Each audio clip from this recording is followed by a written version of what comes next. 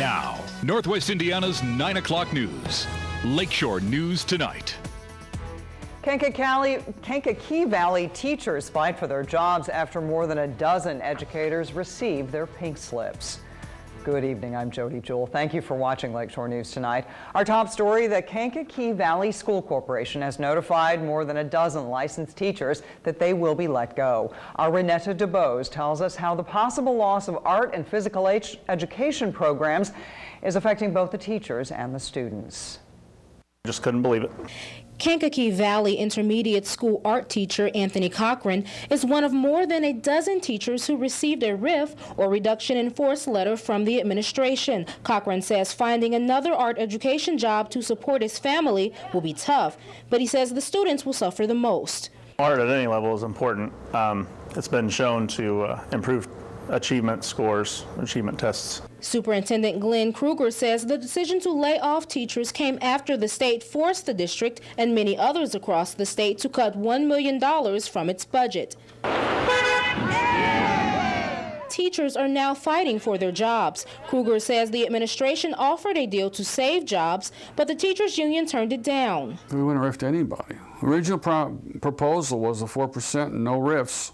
Kankakee Valley Teachers Association President Barbara Deardorff says the association also made an offer nearly $1.4 million, but says the corporation rejected. Deardorff says she fears cutting PE from grades K through 12 will hurt students. At the high school level, it is required as a part of graduating from an Indiana school that one must have 2 credits of physical education. Superintendent Kruger says that the teachers who are laid off will be placed on a RIF list to be called back to teach within the next 2 years. In Wheatfield, Renetta DuBose, Lakeshore News. Now, in a related story, the Kankakee Valley School Superintendent says that at least 300 people showed up for last night's meeting regarding those teacher layoffs. At the meeting, he says it turned ugly. Superintendent Glenn Kruger says due to the room size, only 100 people stayed in the room while the rest were out in the hallway. He says most of them were parents. Kruger says during the meeting, someone took down a metal sign and hit a school board member with the sign. Another incident involved someone chest bumping a school board member. Kruger says the actions at last night's meeting were the ugliest he has ever seen in his career. Goodness, I had enough sense to call for police backup because it would have got out of hand more than that. Once they got there, calm things down.